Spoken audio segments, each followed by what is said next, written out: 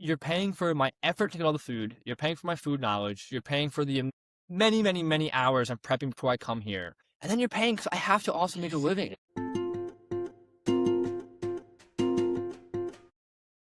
Welcome back to the Running Wine Mom podcast. I'm your host, Samantha, aka the Running Wine Mom. Today, we are talking food, and not just what's for dinner, but the kind of food that makes people linger at the table a little longer. I'm sitting down with Stephen and Nicolas Servis, identical twin chefs and the founders of Servis Events right here in Bucks County, PA. They run a private chef and catering company rooted in seasonal ingredients and farm-to-table cooking. But what I really love is that their whole business centers around gathering, the kind where people sit down, slow down, and connect. Something I can firsthand attest to.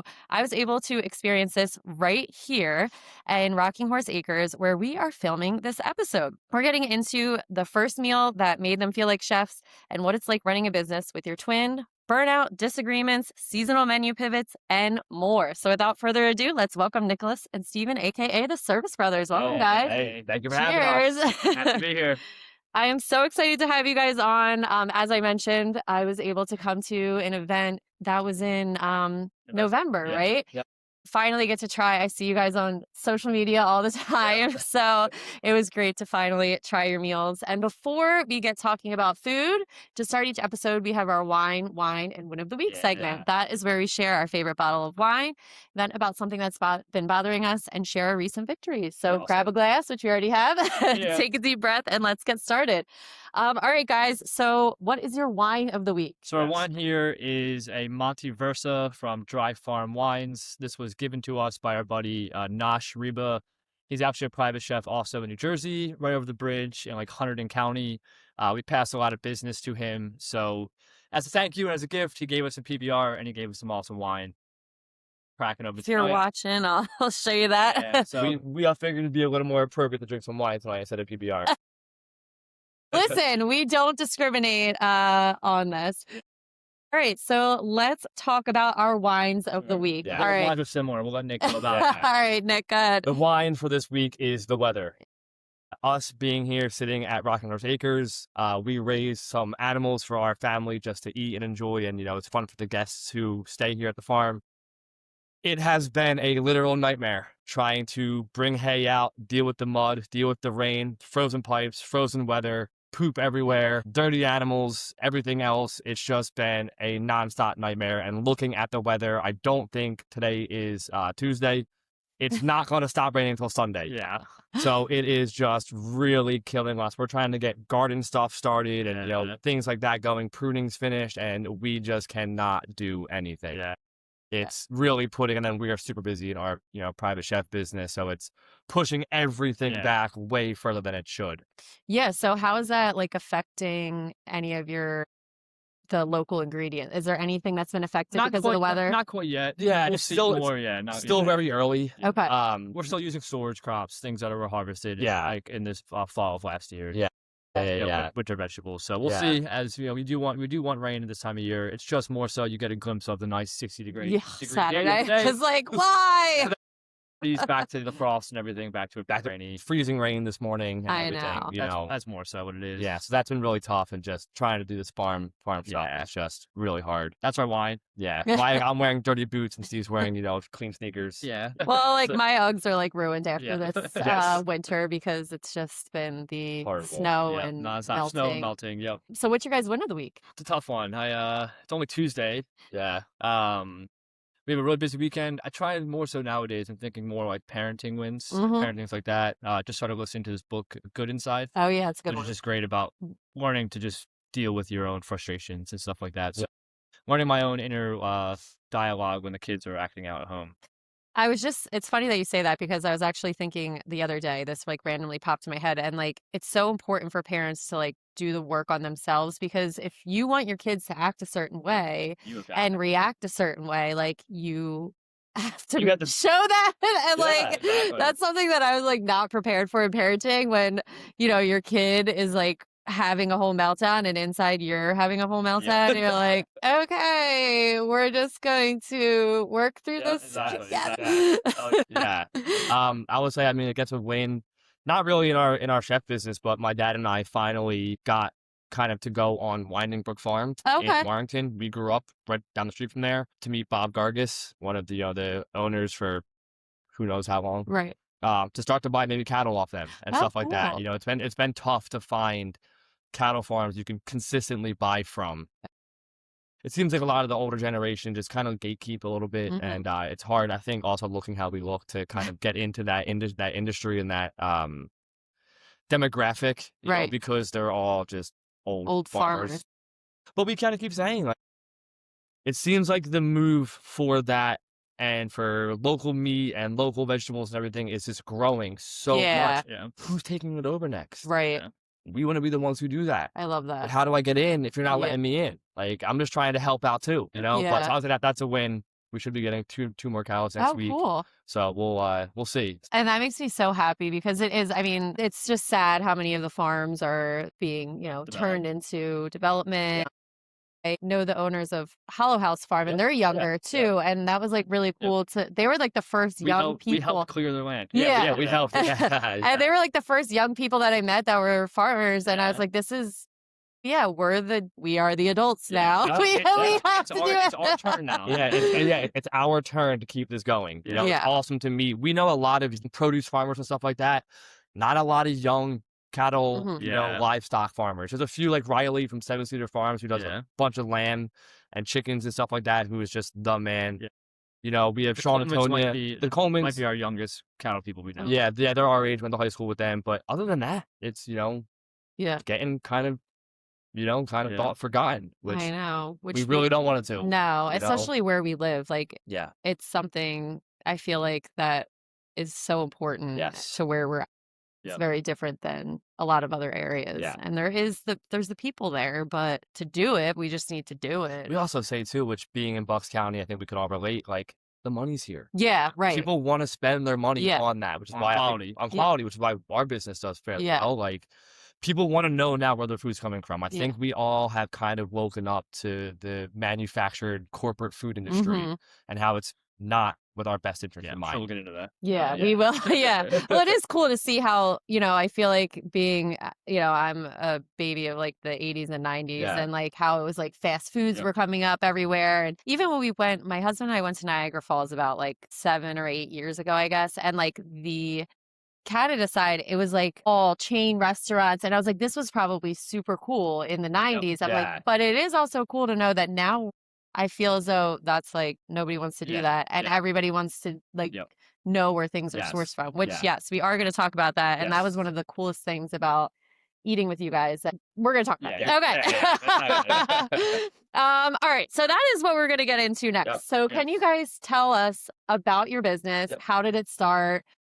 For people who may have never heard of you, who are outside of Bucks County, because everyone in Bucks County has heard of it. Just about it. Yeah, I guess a quick little synopsis of how it really started. When I was executive chef at Ardana or Ardana, as everybody kind of calls it in Warrington, I helped the Christo family of Casey Prime. Amazing, amazing people. Helped them open that as executive chef. When I was there, I had a lady ask me if I would cook for her privately. At the time, I was so busy and so overwhelmed, I could barely even think. It's like, yeah, sure. Thank you for asking. That means a lot to me. But I knew in the back of my mind, no way I can do that. I came home and mentioned to Steve, hey, some lady today asked if I would cook for her privately. And he was like, dude, that sounds amazing. I could totally do that. I can think of a million things to do. Give me, you know, her number. She won't know the difference between us, you know. And at the time, I was like, dude, no way. Yeah. This was February of 2020, right before the pandemic came. March 15th, pandemic came, shut us down. I was doing a day or two in the restaurants. He was completely done in the restaurant. I was at Slate at the time. Oh, okay. So they didn't try to take out. We didn't do anything. Yeah. And then we found ourselves in June living on a organic vegetable farm up in Maine. Just to learn more about organic farming, regenerative living, homesteading, holistic agriculture. And when we were there, we shared the like in-home kind of private event idea with the family, and they like really grabbed onto it. When we did our interview with them kind of like on Zoom, they ended up telling us they didn't want us coming to their farm because of our appearance. Wow. You know, they were a very rural Christian family, which is amazing. When we got there, we ended up breaking down all of their walls, became their best friends. Wow. We've gone back 4 or 5 times. Oh, that's so cool. And they then said to us, like, you guys need to do this. You need to go tell your story and bring all of this back to Bucks County. And we came back from our experience in August, started Servis Events in October, and have not done anything since. So I do want to talk about appearance, like, for a minute, you know, that you've mentioned it like a few times in the farming world. What is it? I mean, you obviously are breaking The mold. you're breaking the mold. Why do you think that there's a stigma that, like, that you guys can't be just as good as someone who... For anybody listening who doesn't see it, like, we're from our chin down tattoo. It's one thing to have a couple tattoos in your arms or to have like a sleeve or something. I think people are used to that. But when we come in our hands, our knuckles, our necks, our chins, we're tattooed all the way up. It's just something that I think it could take people back at first. Yeah. And they're not quite used to seeing it. And then, like, we get it at our dinners too. And once we start having conversations, we start talking. I think it's just people don't know. Right. And once we start talking, they're always like, anybody we do meet is always more than like, I want to work with you. You guys are awesome. I'm willing to share my knowledge with you. I'm willing to share any connections I have with you. Yeah. I think it's like everything. It's just judging the book by the cover. Right. But I will say, when I see people who look like me on the street, I'm like, that guy's crazy looking. And then I'm like, I look the same way. Yeah. You know? It is. I mean, you guys are so sweet and like, like, I mean, I mean, I don't know how crazy it gets in the kitchen. I'm sure that's different, but just your energy is very like laid back and we get it. Like you said, if I see somebody covered in face tattoos, I'm also like, oh wow. I get it. And especially with like the clientele that you're not working with, you know, you're working with very high, you know, income people, which is, but I mean, I think that can help teach other people stuff too. That I think it is cool, even because this comes up at every event we do. It comes up everywhere we go. Whenever we say, oh yeah, this family didn't want us coming there because of our look, everyone's always like, oh, what do you mean? Yeah. I'm like, yo, come on. Yeah, you're like... Yeah, we know. I can see your face when I walked in. I've been getting it for 20 years. Right. I get it. Like, it's fine. I know. It's fine. It's But no, very... it's definitely breaking down. It's not as strong as it was 10 years ago Well, when we first started in restaurants. It's cool. And we had a mentor tell us when we were like 17, I'm the guy hiring, and he was all tattooed too. Right. And he's like, so I don't care how you look. Right. And that's kind of what we see now. We're the people hiring now. We're the ones who are now running the businesses, trying to make things go. I don't care how you look. Right. Do you have a good attitude? Do you have a little bit of skill? Are you willing to learn? Can you take criticism? If that's the case, cover your face and tattoos. I don't care. So thankfully the stigma is kind of going away, which is nice. But I feel like in general, tattoos are like way more... To us, it says you make money. Right. It says you have commitment. And it says you're willing to dedicate yourself to something. Because they're painful, they're expensive. I was like, they're not cheap. You know, that should be something. Oh, wow. You have how many tattoos? exactly. How much money is on your body right now? Yeah, exactly. And they hurt really bad. Yeah. Exactly. So, all right. So you guys are twins. And I mean, business partners, you've started in the womb together and now you're next to each other in the kitchen. How much of your work is teamwork? How much of it how much of it is instinct and how much is intentional? I mean, I think a lot of it is instinctual. We work well together. I think more of the instinct type stuff is like we can have disagreements and know that like we're going to come back the next day. Yeah. And like we can like argue and it's going to be okay. I think we do. It's not instinctual to do the business things. Like I saw in the notes of like who's the strategist, who's the idea person. Right. We're still always trying to kind of figure those things out. We don't necessarily have like who does the ideas and who does this. We're working on getting some of those kind of things put into place, but we just spent the last 5 years getting the business established, figuring out our menu items, figuring out how things change seasonally. We'll get into it a little bit. But just all these other little kind of things that that haven't been like when we started this whole thing as a way to cook during the pandemic.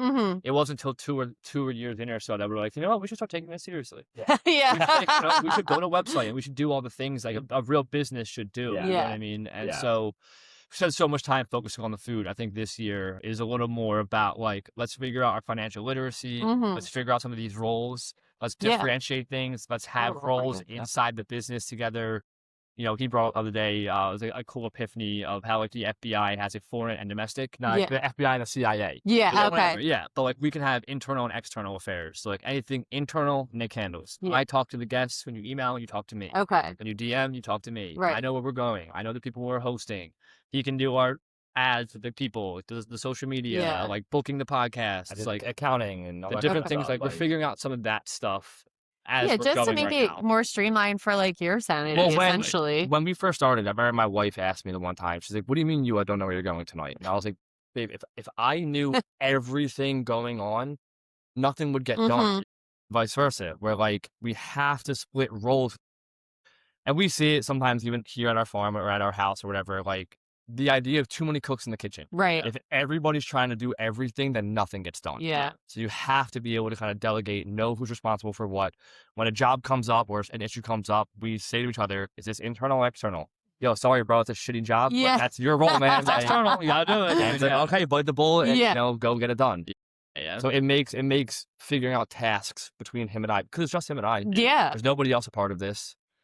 So it makes that easier to move forward thinking about what the role is and where it kind of falls in the business and stuff like that. Yeah. That's so, and I love that you're just figuring it out along the way, and you're already so successful. So it's like The whole thing, we'll get into it in a minute. I don't know if it's something like Yeah. overcoming something, but the whole thing is just like, that's all it's been. yeah. I never thought this would work. We didn't know this was an option until this woman mentioned the idea of cooking in homes. I still didn't even know that was Didn't know there was even the possibility to do so. Yeah. Like, we're still, fortunately, I feel like we kind of hit a lot of the, well, I won't say home runs, but we hit the way of like getting our information, how we provide all the plates, how we provide all the silverware, how we don't clean up in your house, how we do certain things like that. I think we did hit it as like, for the first try, is like, damn, I can't believe like we hit it that well. Right. Yeah. But there are things right now going back to some of these things internally that like we need to start figuring them out. You know, it's been 5 years of an idea we had is now lasted 5 years. Yeah. It's pretty cool. So does this lady know that it's all because of her? No, she reached out to us about something. She and asked us to do like a vegan baby shower or bridal shower thing for her daughter. And it was like our first week in business. She reached out for it. And just, you know, she wasn't aligned with our pricing at the time. Yeah. And it just, we never heard from her again. Yeah. I would love to see her. Tell her. Yeah, I know. You should like email her and be like, this Like, is hey, all because we've been I doing it for 5 years now. have actually emailed her again. I'm like, hey, just want to follow up with you again. Yeah. If you ever want to try our services, like you have no idea how much of an impact you've made on our lives. Like that, Aw. you don't know that. Yeah.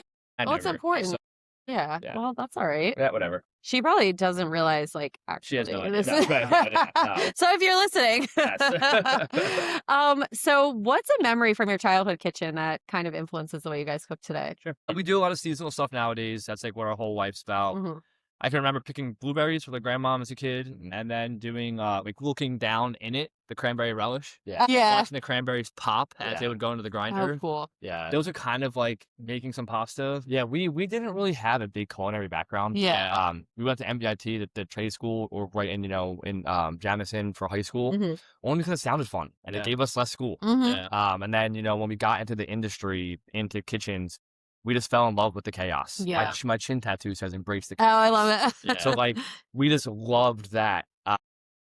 When we think back on our grandma, even to this day, you know, she's in her mid-80s, still gardens every Mhm. year. Yeah. Like, so we grew up around it, Mhm. but never had like culinary experiences in our own home. Parents didn't own a restaurant. Our dad had Right. a little deli when we were 2 that we don't even remember. Right. But like my Yeah. parents didn't do it. We didn't grow up with them like making Sunday dinner. We didn't have big family gatherings. But I That will wasn't- say Thanksgiving to our family, Yeah. our service side family, was always the best holiday. Yeah. So like coming together around food was always a big thing. A big Yeah. rule in our house growing up was you have to be home for dinner. It's We family. sit down as a family, we eat dinner. We did not grow up like religious or anything, but it was like It's at important. 5 o'clock, you can go do whatever the fuck you want Mhm. after school. But yo, at 5 o'clock, you better be home for dinner. Mhm. Yeah. We're all sitting down, we're eating dinner, and that was before cell phones and all that. Yeah, kind of Yeah. stuff. So, like, When we were actually able to had just sit go down and and do. talk and everything. So we try to keep that still instilled in our life with his family and Yeah. my wife and everything.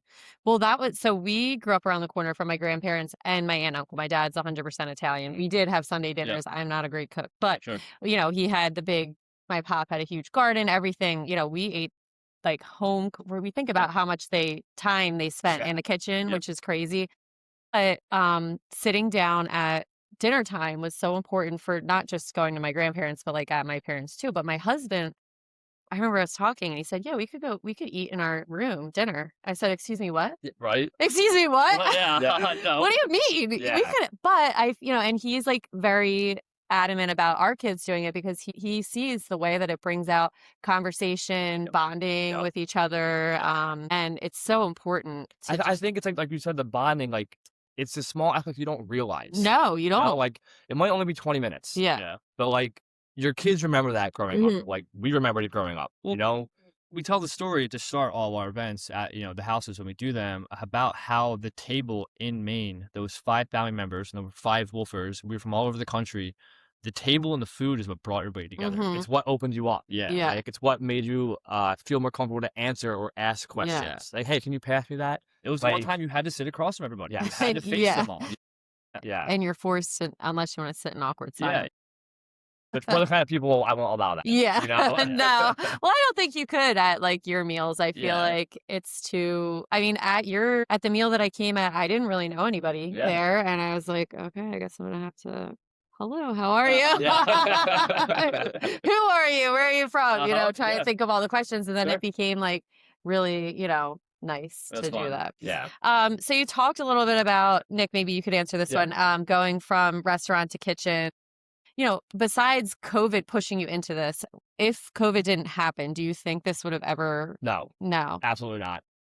If COVID, I thought I was going to die in a restaurant. Yeah. Like, if COVID never happened, it never would have given us a brief Pause. moment of breather to look back. I'm like, hey, when COVID happened, we've been in kitchens at that point for probably 10 years or so. Yeah. So at that point, it was like, you never had a chance to look back because you were always looking, what's next? How can I improve? How can I move up the chain of hierarchies in the kitchen? I hit executive chef at 26. So it was like, how do you keep going? Right. So when you got there, I made it. Now, like, now hold on to it. Hold on for dear life. Right. That's what I was doing. Totally over my head. Couldn't breathe, you know, totally overwhelmed, but just trying to make it through. So without that break, never would have looked back. I'm like, hey, what was our life for the last 10 years? So if it hadn't happened, I'd probably still be in the kitchen or would be totally out of food. Yeah. It would have ran me out of the entire industry. But so I don't think so. Yeah.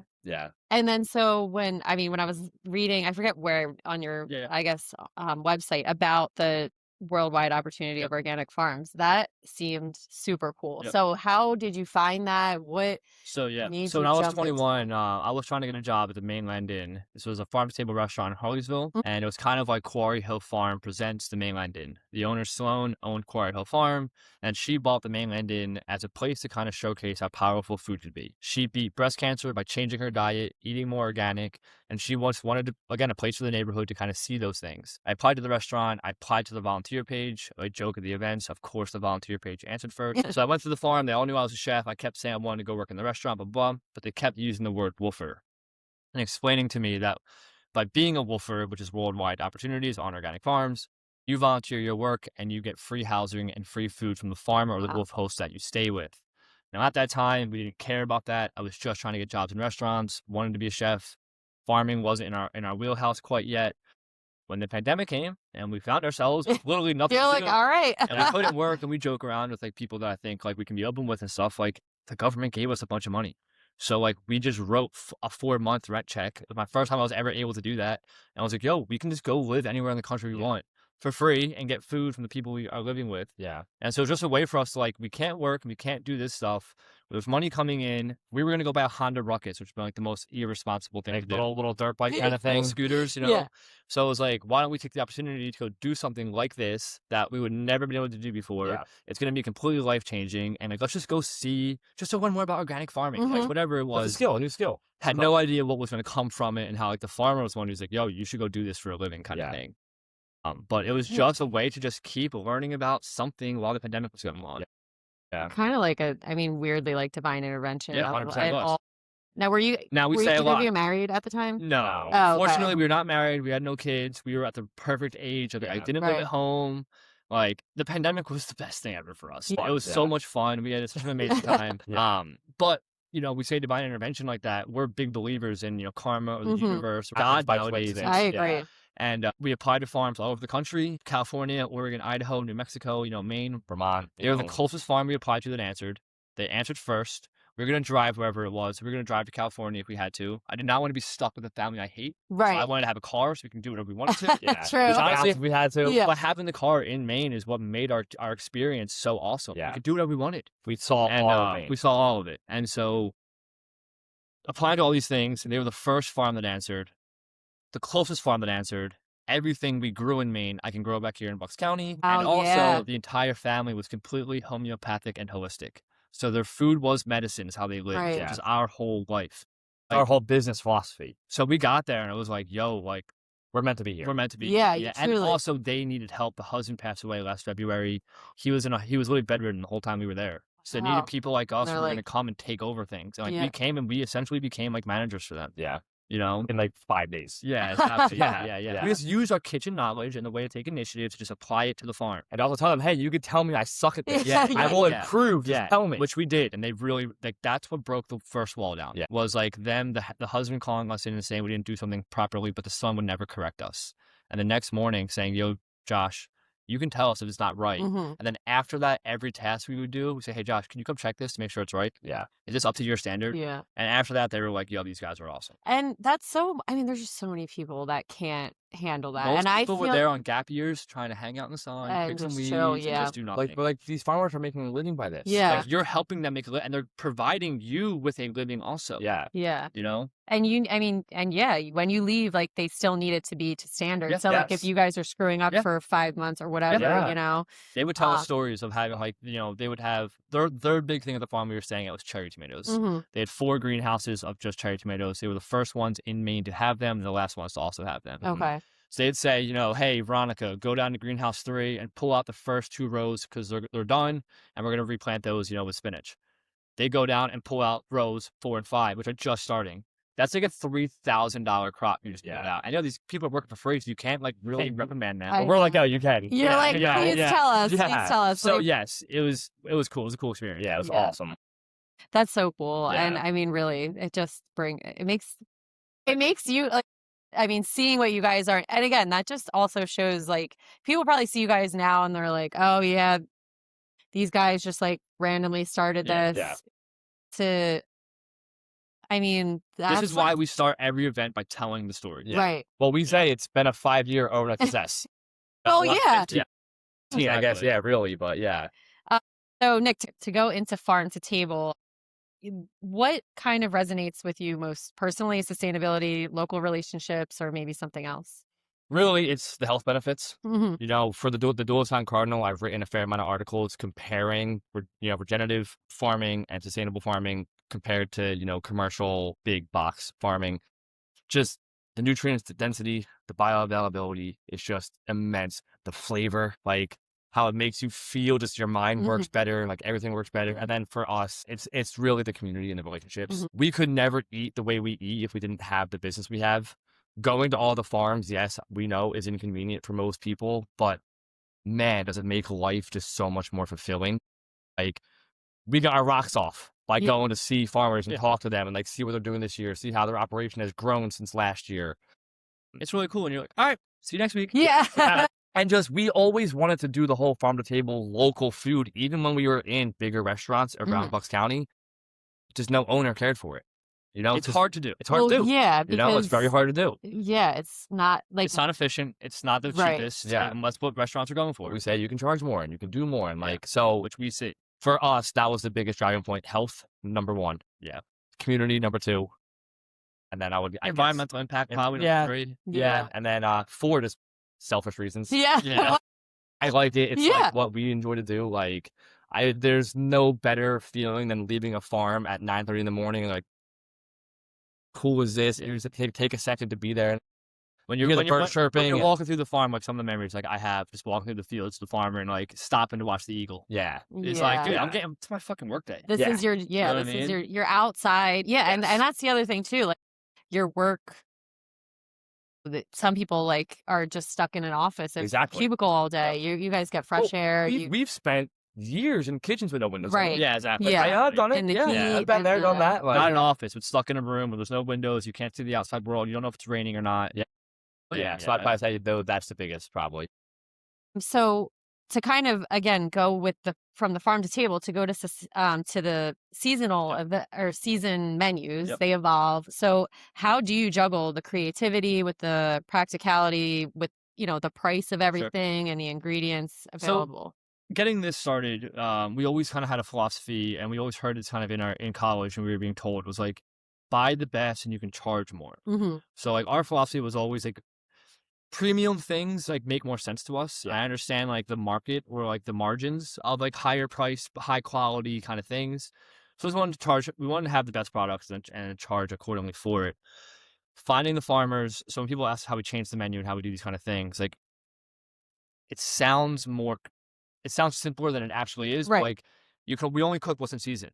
So you start by what's in season. Yeah. And then then we'll pick like asparagus for one dish, beets for another dish, salad mix for one, rhubarb for one, thinking about like April and May, green garlic for another one. And then you're taking that one ingredient specifically and you're kind of creating a dish around that. Mm-hmm. And you're creating like, all right, what are the things that are also available that we can put onto that dish?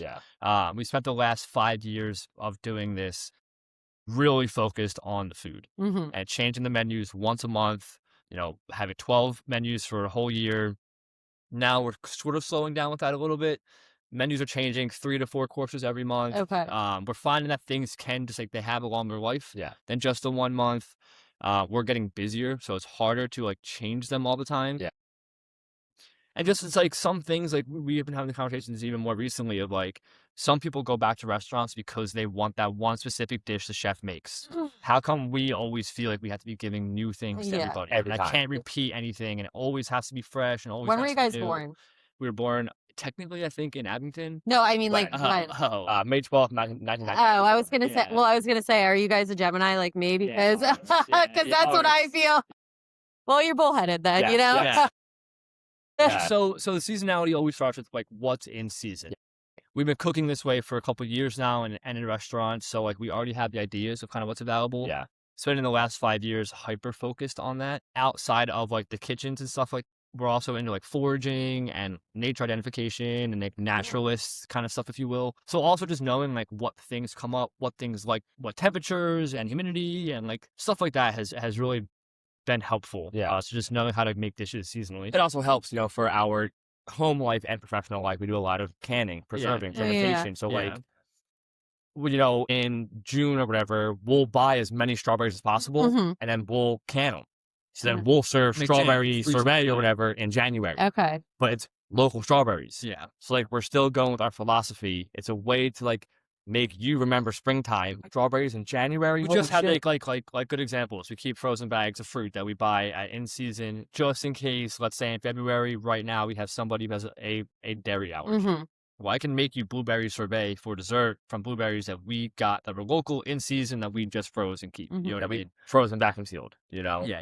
Do you ever take into consideration, like, obviously you have a good relationship with so many farms, but like, okay, this month I'm only going to 3 farms, or we do try to find every year. Okay, so the produce, the hardest.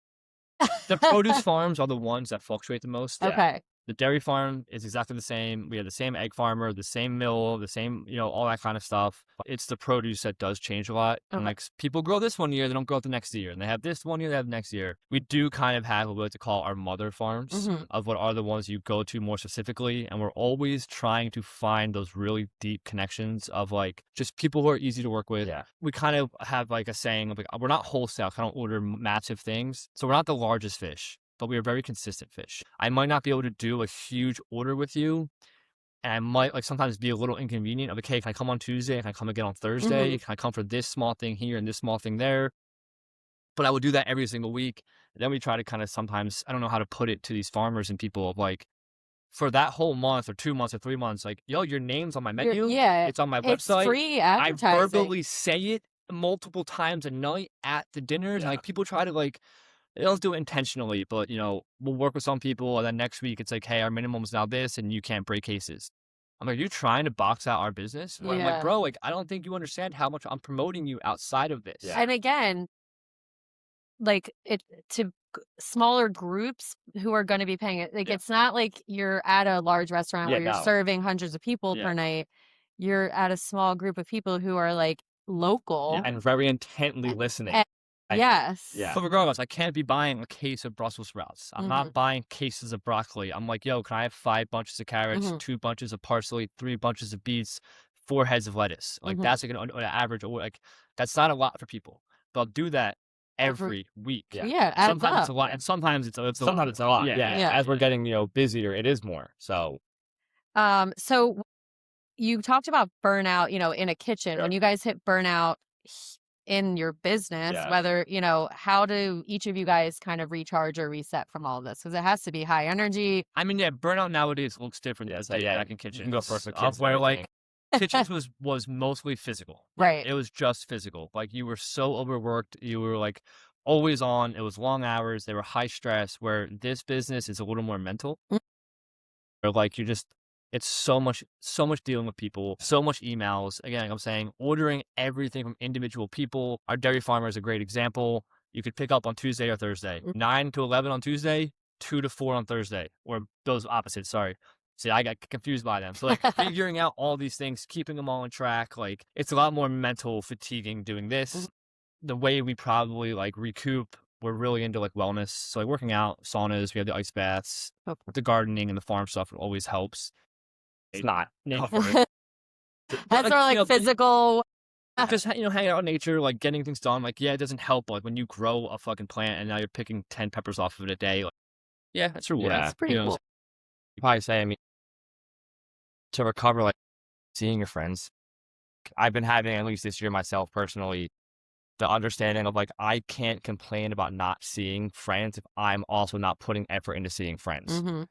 Even if it's just for an hour or two. Hey, I'm going to grab a beer, I'm going to get coffee, whatever. Like, doing that recharges you so much more than I think people believe. Doesn't be a whole day. 1 hour. 1 hour. Let's get up real quick. Like, I think a lot of people think, oh, it has to be a 5 or 6 hour thing. We have to go to dinner and this after. Like, I just saw my buddy recently. 1 hour and 15 minutes at a little dive bar. Yeah. It was perfect. Right. We both felt great leaving. Like, I think more of that, at least for me. I don't have kids, so like I can get away and do that every now and then.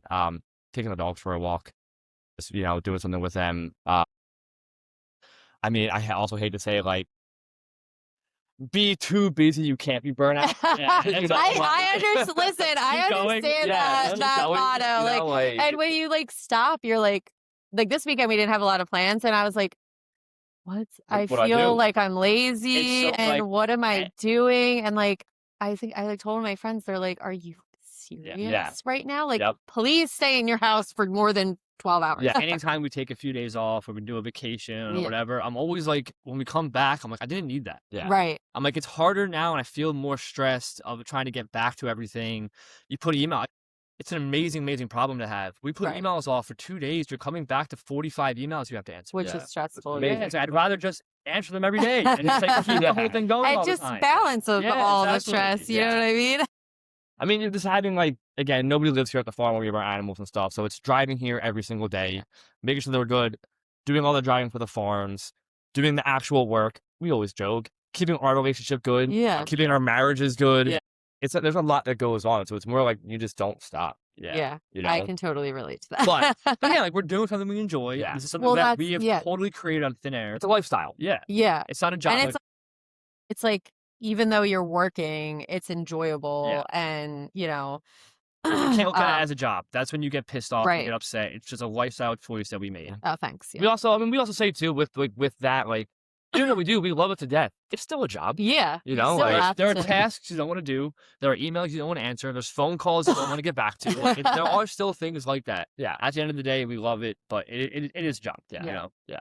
And so to kind of go on like the negative side of that, can you describe a time that you guys completely disagreed, and how did you resolve it, and what did it maybe teach you about your partnership? So we do 7-course tasting menus, as you saw. We go back and forth on plate sizes, portion sizes, where I would rather have somebody take a box where he's like, dude, it's big enough. Okay, I say these because in our business also, if you're listening, Steve talking, I do the serving, Nick is back of house. Yeah. So when he's like, do more, I'm like, yo, you're not the one out there, but people's food isn't finished on their plate. Like, we don't come from a front of house background. No. Yeah. So until we had this business, I never served a table before. Oh, yeah. I'm a front of the house girly, so... I don't know the etiquette. So if you have a plate full of food still, it's awkward for me. Like, hey, excuse me, are you finished here? Bet we're better at it now, but it's like, dude, plate portions where it's not intimidating. There's 7 courses coming. Don't make them huge, because I'm the one who has to go out and face the unfinished. That's a hard one to say. It's not really a big disagreement. I would say, disagreement is probably more just in personal life. Yeah. Well, we don't really... We're very blessed. Like, we don't have a lot of disagreements. Yeah. We both have the same background. We both have the same education. We both have like pretty much the same resume. Besides a couple things. So like we have a lot of the same experiences. It's a lot of the same things to draw from. We handle things differently for sure. we definitely think differently and speak differently and like process things differently. But we're very easy like, hey, look, dude, I think it's this. And it's like, oh shit, I didn't think about that. We're Oh, just like, cool. okay, whatever. Okay. Yeah. I'm not gonna fight about it. You want to deal it that way? You want to do fucking black napkins over this? Fine, do it. You know what I mean? Well, how did you guys decide who's the front and back of the house? Okay, so when we started this whole thing, so like we've mentioned, Nick was still doing a day or so at Ardena. So when we came home from Maine, Mike was like, dude, could you just come in for a day so I can just give somebody a day off? He's like, you can pick what day it is. I don't care. I just need a body to be here to help. So Their I'll food do is that so for you. good too, by the way. Yeah, it's so one of my favorite places. So great. So he was doing that at the time. I was doing nothing. And we just so happened, again, so talking about these ideas, I made the business page linked through my Facebook and my Instagram. So it started as when you would talk to us, it was me. And so it just so happened I did the email, I set all that kind of stuff up. So when we go to the houses, I never come into Sam's house. I know there's one gluten allergy. I know we're starting at 6, where like he mentioned earlier, he'd wake up. He doesn't even know where you're going.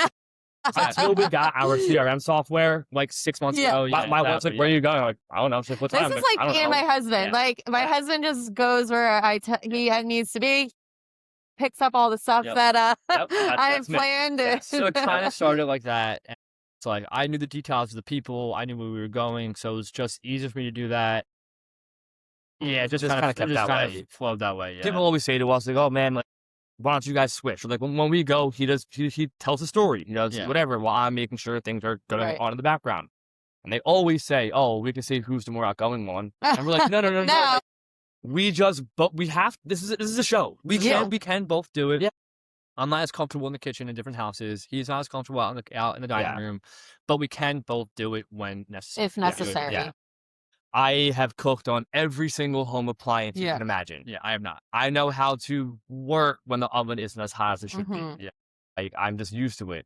Well, because it's like with like a home oven is very different than. Now, granted, we also when we book these events, we don't ask to see your house. I don't ask to go to your kitchen. So we come in totally blind. Yeah, don't know your appliances, don't know the layout, don't know anything. We just come prepared. Yeah, just do it. Yeah. So is there a dish that only one of you can make? Like in the kitchen. Dessert. That's him. You can do dessert? Yeah. The ice creams, all the pastries. Yeah. I don't think I've ever made an ice cream base ever. Oh my gosh. Yeah. Yeah, I'll say that for sure. He makes all the hummus and the like tahini and stuff. I could do it. I don't always know like the ice water ratios and type things that he's doing. I got it down. But yeah, pastry's always been since day one is what I do. I got desserts and all that kind of stuff. Yeah. Yeah, I don't know why, but yeah. Pasta, I'll usually make him roll the pasta out and stuff like that. That's Blue, I do not. He can obviously make pasta and roll it out, but I'll give him shit sometimes if I'm doing tortellini. I'm like, dude, yours don't look like mine. But that's like more so like when we have our prep list, he falls into that. Yeah, the consistency of like if I come to, a different dinner, like, and then I'm like, wait, this isn't what this looked like last time. The tortellini's one is perfect. Yeah. Yes. I'm sure no one's, but I get we it. do. We notice. Well, you guys, All right, let's do some rapid fire. Steve, one ingredient you refuse to compromise on quality. Probably just our proteins. Never serve anything from a grocery store. It's not from a butcher that we know or a farm we know. Yeah, I ate a grocery store steak last night, and it was like, what is this? Yeah, that's so. I hope to be at that one day. I mean, we do like both, but especially in our business, I'll never charge you what we charge them and serve you anything under the quality of protein that like we are comfortable with. That makes a lot of sense. It's a huge one. All right, Nick, most overrated food trend right now. Upscale casual. Oh, true. I hate going to a restaurant that I'm like, just be what you are. That says we can charge you a lot and be mediocre. Yes. Yeah, like I'm paying $30 for a burger, and I'm like, I don't. Just because your bartender wears tweezers doesn't mean an $18 cocktail. Yeah. Yes, so true. Yeah. All right, Steve, underrated ingredient that deserves a comeback. Sunchokes. I like that. Yeah. All right, Nick, sweet or savory? Savory. Yeah, I was gonna say, not the sweet. All day. All right, Steve, if you had to cook one dish for the rest of your life, what is it? It's tough. We make this dish at home. Technically, like in the traditional sense, it's called a tortilla. We call it eggs and tates at our house. Okay. It's a lot of olive oil, heated up slowly, thinly sliced potatoes, submerged, swimming in this olive oil that they cook very slowly, and you pour in scrambled eggs. Slowly cooks from the bottom up, and you can flip it, and it's like a whole pan. It's like our 5 days a week breakfast at our house. That sounds delicious. And you can put salt, pepper. We put salsa, pickled vegetables, sauerkraut, kimchi, anything you want to change the flavors of whatever. That's That sounds delicious. Yeah. Gonna have to remember that and make it look in the all right, Nick, the kitchen tool you grab in an emergency. Always at this like coon spoon, the chef spoon. Always.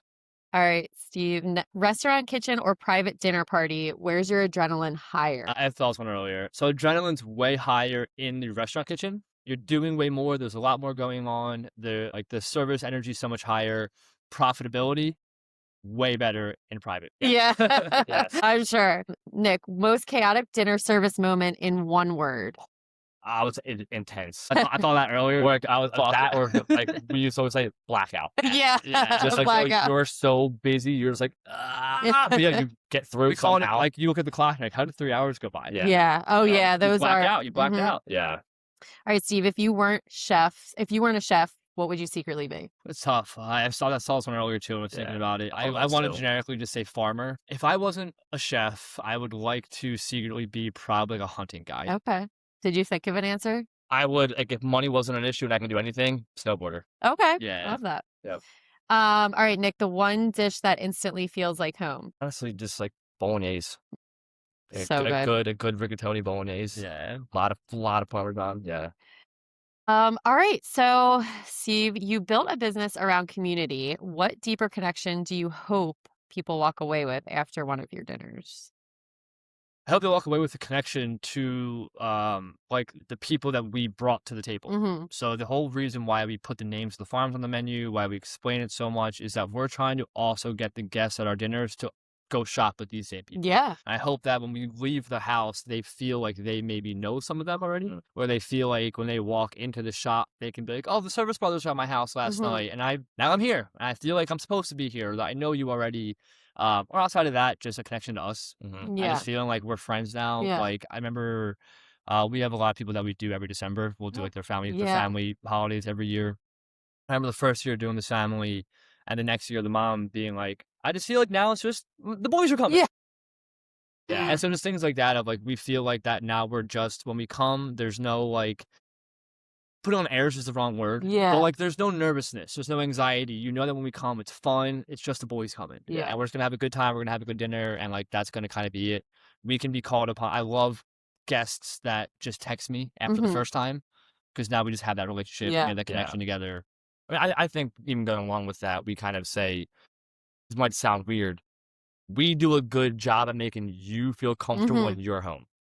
You know, Right. Obviously, you guys came here and you saw us here, but like, when we come to your home, we understand how stressful hosting can be. We know that people sometimes put a lot of pressure on themselves to host and have a good time. Where when we come, we're like, "Yo, go enjoy." Like we got it all. And then we will also engage. Make you feel comfortable. Be very polite to the guests. Very fun. Ask a lot of questions. A lot of smiles. A lot of laughs. Where it's not just really good food. It's like really good energy. Also. But I also think that's something that comes like I was thinking about when you guys said the upscale casual, like you know, you don't like having someone come into your home that is like in all like white with like, you know, an air about them. Sure. And then I think it's like you guys, I mean, again, not to go back to my judging by the cover, but it's like you walk in and you're like, what? I'm getting this really upscale meal, and then these guys are making me feel so comfortable here, which is what people want from a high-end experience. I don't want to go to a restaurant and spend, you know, $300 on a meal and feel like I just like couldn't even speak. But then I also don't want to go to a restaurant that is giving me crap food and drinks for a high-end, you know, experience. So I just love that you guys can make what people are paying worth So tell them about what people have. I want something more casual. You know, you get every inquiry under the sun, and like we'll get people like, "Hey, you know, we want to have an outside, you know, we're party in the backyard." Party in the backyard, no kitchen access, and you know, it's gonna be casual kind of thing. And I always joke around with that word casual specifically. Casual just means cheap. Well, when you say I want a casual experience, you want a cheap experience. And then we always go into and I laugh about what is casual of having a complete stranger come into your home and cook dinner for you. Very true. That's not a casual experience. So like, I'm not going to charge you a casual price. And so it's like when you say words like this, like we say a lot, we are very casual people. Yes. We come in, we do a very casual, fun, seamless, stress-free experience. Just because the food is fine dining or elevated does not mean the whole thing is stuffy. Yeah, or that right. you That's the have word to- I was looking for, is Or that like stuffy. you have to be fine dining or elevated or dress in a suit and tie. Like we cook people in their fucking pajamas. I love that. But yo, like it can be as casual or sophisticated as you want it, but the food is not changing and the price is not changing. We come in and if we notice, hey, everybody has their shoes off, we take our shoes off. Yeah. And now we slide in our socks around. Yeah. We just adjust to how you are. Yeah. You know? But the funny thing of like hearing that word of like, Well, yeah, and you're exactly right, where it's like, yeah, I want you to just come flip some burgers No, for like, me. that's not- Like, we- I don't we say no to that. like that's not we've what had, you we've gotten guys do that too. though. We've gotten Like, that too. We trust me. like you're not a catering we turn- company we that turn like down a you lot. come and make pasta salad and like we maybe just, you make just pasta said to salad. our buddy Andrew Mann last night. So every Monday we sauna together. Oh, we have a sauna at our house. We call it Sauna Soldiers. And we all just get together and talk shit and whatever. We're kind of saying that like we're not a catering company. We are an in-home restaurant experience. Right. That's what we yeah. do. We're not private chefs. I don't live with you. Yeah. I don't cook just for you. Yeah. I'm not prepping in your home. We are coming ready like you would in a restaurant. The meal is presented the way it would be in a restaurant. And when you're done eating, we're out of the house. Yeah. Tell your guests to arrive a half hour early, just like a dinner reservation. Have a cocktail, just like you would at a restaurant. Yes. And then sit down at your reservation time and we will start serving you. Yeah. Just how you do in a restaurant. Yeah. Yeah. So Nick, that's kind of going to be sort of my next, like from 2 years from now, what's the dream for Servis Events? Is it more dinners? Is it larger events? Yeah. Educational experiences? Yeah. I would say 2 years from now, I would like for us to have maybe a 6-month wait list, like a 6-month booked out. The sizes to be average from 15 to 20. We can do less and make more. Yeah. Yeah. When we first started this, we were trying to do like 5 or 6 4-person events a week. Now we're doing 2 or 3 15 to 21. If we can just keep that going. Education is a big thing that That would be really we've thought about getting into in life. I don't know how that would go if we can maybe educate here at our property or something like that. Be hired by a school or something. Yeah. Yeah. A lot of what we do when we come to your house, it was hard with you guys having all the girls here and everything. A big part of when we come to your house, the stories we tell are education. Like we want our, I guess, slogan: nourishment, excellence, education. If we can hit all 3 of those things at every meal we do, then we did our job. I want to nourish you by having really good high-end food that's going to nourish your body. We want to do excellent work and hold ourselves to an excellent standard and then educate on where it's coming from, why to be eating it, why it's in season, why our bodies agree with it, why the community agrees with it, why it's good for our ecosystem right now. Techniques we're using to make it. Yeah. So if we thought about getting into teaching as we get older and stuff like that, we'll see. But education is always a big thing. Yeah. Would like to get more into farming and ranching. Yeah. Just having more animals. That's my thing. That's what I like. I want more cows. 2 years is just like we keep going with everything. It's just like everything just always tighter. Yeah. Like there's no fluctuation of farms. Yeah. You know who you're working with. You know where it's coming from. Like we maybe have somebody farming here for us, doing the garden here. Like he does the livestock, but like having almost like farm managers at our property of like, I want you to grow these things. Like we always say, I'm never going to grow our own stuff to take food out of farmers' mouths because that's the whole point of this whole business. But like if we could essentially have farms and gardens and stuff here at our property that we're not having to maintain, that would be fantastic. Or things like that, Yeah. I mean, do you hope to hire, like, would you have hiring a team would be servers cool. and like? So I don't know if we want to have servers and things like that. The best vision we have, and there's somebody we have in mind. It's just kind of getting like to sway them and stuff.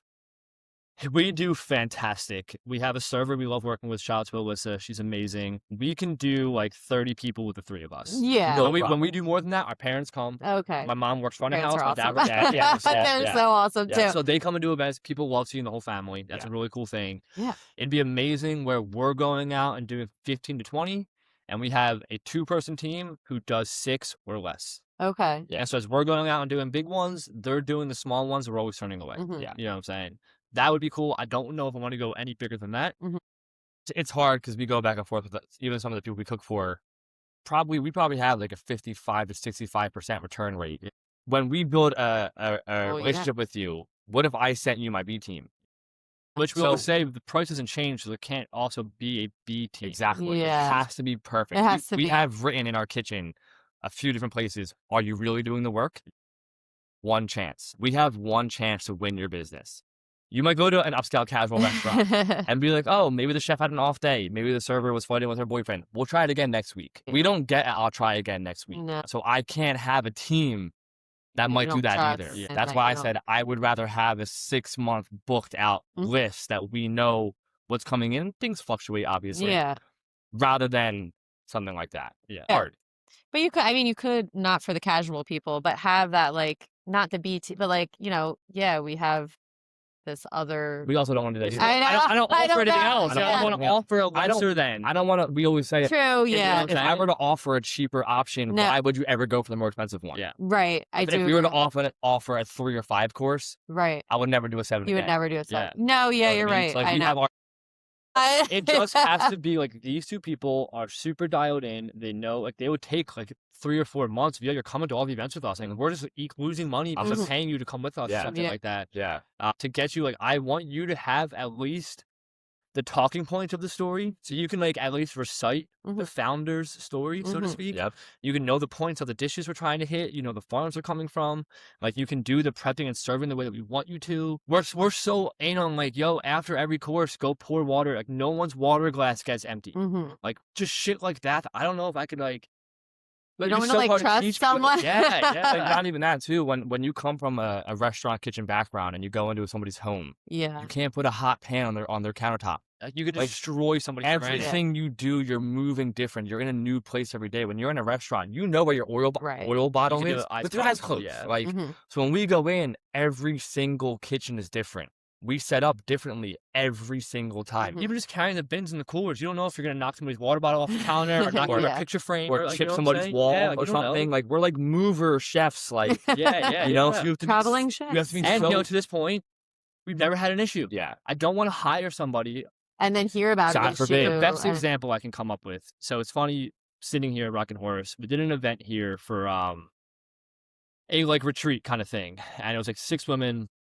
I remember getting a conversation with the one, and she was talking about how her husband owns a tree company, and same kind of thing how we are. He goes to every job. He's with the team. It's one crew. It's this and that, and all his buddies are like, "Yo, John, like, when are you gonna get a second crew? Get a second truck? Get a blah blah blah? Get a this? Get a that?" And he's always kind of explaining to his friends like, just because I get more doesn't mean I make more. Yeah. True. So I have a second crew, insurance on a truck, payments for a truck, higher payroll, higher insurance. For us, what if you burn someone's house down? Yeah. Like, what if you destroy like their brand new $150,000 renovated kitchen? Like, what if you do something because we're trying to make $4,000 more a month? Right. You know what I'm saying? Like, I'd rather not make that. Yeah. And then not worry about this. We are big, and I don't know. Very big on. I don't know if maybe we're too young to say this. Very big on stress in life.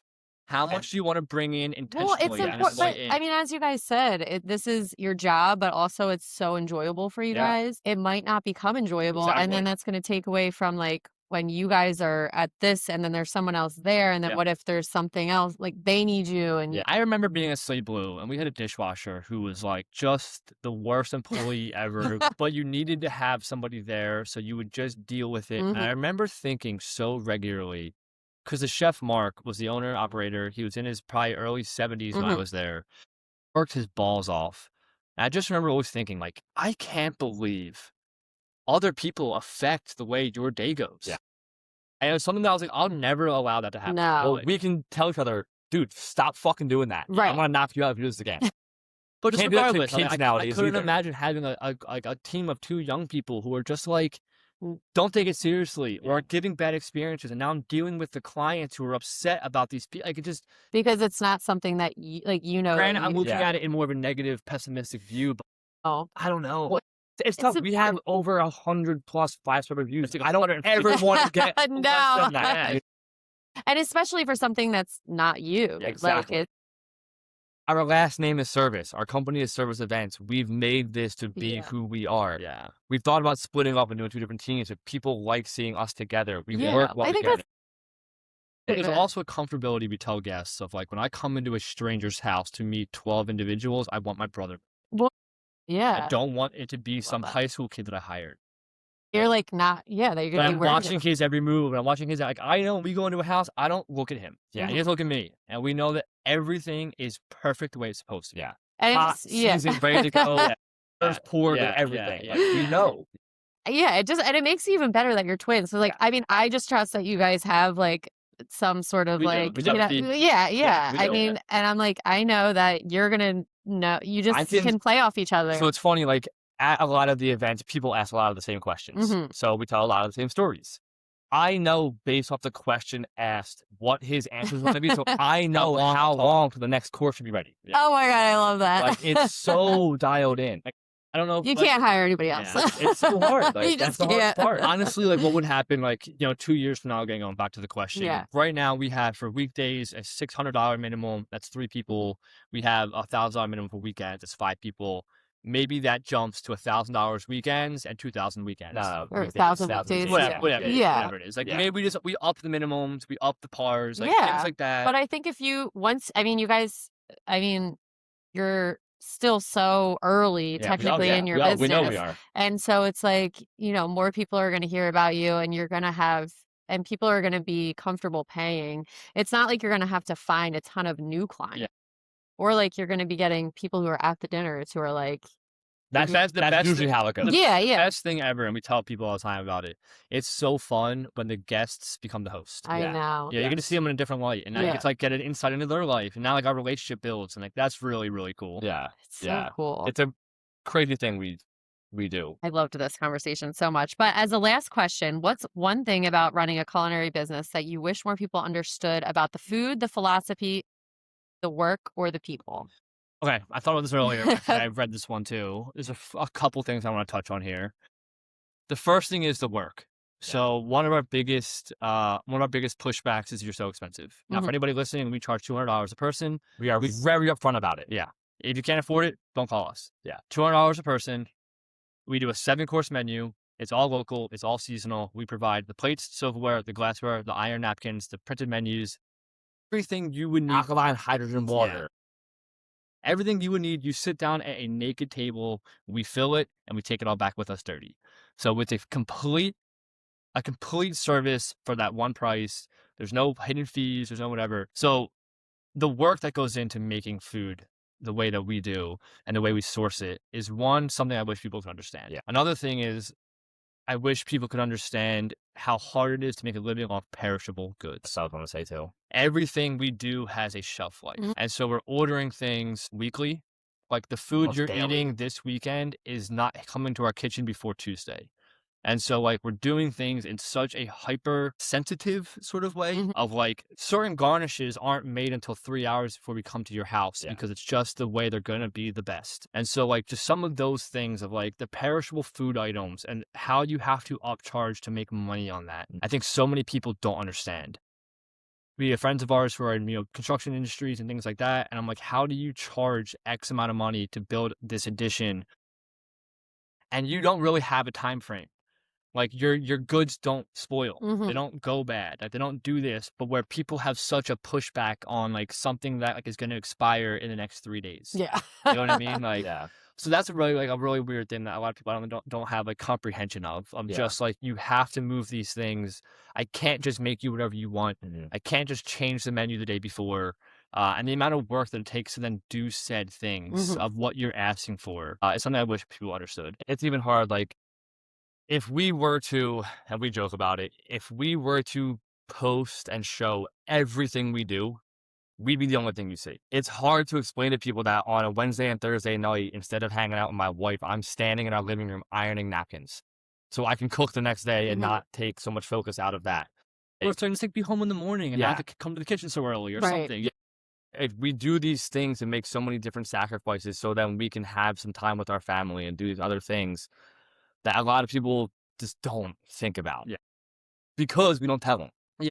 You know, like we just don't tell them. Like, granted, it's our job and it's our living and it's an amazing thing. Like every night that I'm at your house cooking dinner, I'm not home for dinner. My family, I'm not putting the kids to bed. Every single time I'm doing an event. And that's usually 3 or 4 times a week. You know, so there's like sacrifices like that. I don't think people. No. Now, also, this is a funny one. I love to end with this. I'm sure we'll go a little longer, but a lot of people don't also understand. We do this to make money. So you're also paying that price because you're paying for my life. Yeah. Like I have to make a living doing this also. I couldn't be as fun and give you the experience if I also wasn't making money. Yeah. I'd be a miserable asshole. Yeah. If I do the amount of work we do and then come to your house and schmooze everybody and like We were talking in college in hospitality, like we had this thing and we still have it in certain places. I remember he had it on his mirror in his car forever. for It said, years. it's showtime. When you go to a restaurant or service stars or we come to events, you are putting on a show. It's like putting the mask on and here we go. It's like in Waiting when the girl's like, and she comes around, like, oh, hey, how you doing? Like, that is the real thing. And so like, I couldn't put on the show if I also wasn't making a living. I'd be way more bitter like, about it. I'm here. Like, it's exciting to be like, okay, I'm making this amount of money off of tonight. And it's amazing. It's like, great. So those, I think people give you pushback where it's like, you're paying for my effort to get all the food. You're paying for my food knowledge. You're paying for the many, many, many hours I'm prepping before I come here. And then you're paying because I have to also make a living. Right. And I think like, it's like, again, if you go out to like a regular nice restaurant, you're paying at least, $100 a person, just say. You're not getting 7 courses. You're not getting so it's like, paying that whatever it is, like you're getting so much more than just a we have that meal. broken down on our Instagram of like what an average night out costs, what Servis Events costs, and like and we got so much pushback on it. Oh my God. Me and my wife just went out to a restaurant. I'm not going to name it. And it was exactly what we charge. $200 a person. It was not that on the menu, but just after what we got and wine and everything else, like it came out to that. And her and I both left and we get in the car and she was like, that sucked. And I was like, I didn't want to say it. Like, cause I'm always the one who's like, this is garbage, whatever. Like, there's nothing worse than I don't care paying for I will pay whatever it is. I'm like, I do not care what it is, but when I pay and the food is not up to that standard, I'm like, I'm never going to go and be like, oh, hey, I'm a chef. No. I don't want anybody to even know who I am when I go to eat. Like, but they shouldn't, Oh, it's tough. Yeah. So that I just wish people understood the amount of effort it takes to put these things on, to get everything the way that we do, just all the pieces that go into it, and then just really, it's the perishable food item that's so hard that I don't think anybody thinks about. Yeah. Well, I think nobody thinks about it either. Like, the social media marketing, constant posting, the paid Google ads. Like, there's a lot of shit. We always joke, like, there's so much that goes into us just trying to cook food for you. It's so much more than me just cooking food for you. Oh my God, like email campaign analytics and social media reaches and SEO stuff. SEO. It's like, do meetings with all these people. Dude, I'm just trying to cook. Like, my God. Like, so yeah, it's a lot. But like he said, I couldn't agree more. I wish more businesses would say, hey, I'm trying to make money too. But we say, I'm giving you the best experience and product possible too. Right. So I don't have a problem saying I'm trying to make money because I know I'm literally giving it everything we have, I'm doing it here on the property and shit also. Like, we also live what we preach and preach what we live. Well, I think that's the perfect place to end it, right? With that, I love it. This was awesome. I loved doing this with you guys. I'm so glad that we were able to do it in person. Us too. It's going to bring us to the end of another episode of The Running Wine Mom. Again, like you just said, I love that you guys are building something that reflects who you guys actually are, which is so cool. Like, I knew you guys were, but I loved learning even more about that today. And I know all the listeners as well. You're not just chasing the grind, as again, you mentioned, like you are doing what you love and creating experiences that bring people back to the table. And as I mentioned, we're sitting here filming at your family's Airbnb, the Rocking Horse Acres. If you can see it in the back, that it's beautiful. It feels like the perfect extension of everything that we really talked about today. So if you're in Bucks County, Philly, Jersey, or really anywhere, because Bucks County is such a wonderful place to explore, this is the kind of place you want to book for the weekend with friends. And there's a private kitchen where you can book the Servis brothers, and it's just a beautiful space to gather and invite you to slow down just a little bit. So again, thank you guys so much for this today and just, being who you guys are. As always, thank you for spending time with us on The Running Wine Mom. Don't forget to subscribe, leave a review, and share this episode with someone who needs to hear it. You can follow me on Instagram at @TheRunningWineMom_. And where can the listeners follow you guys? Instagram at Servis Events, Facebook Servis Events, anywhere really Servis Events. Service. SERVIS. Yes. Not CE. SERVIS events. Search that. You'll find us anywhere.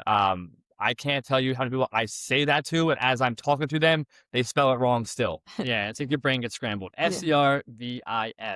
Yes, and I will link it too, Yes. so you can't mess it up. So thank you so much for joining us today. Remember, you are strong, you are capable, and you are all amazing. Until next time, keep sipping, keep running, and keep embracing the joy of food and parenthood. Cheers, and I'll be back next Tuesday.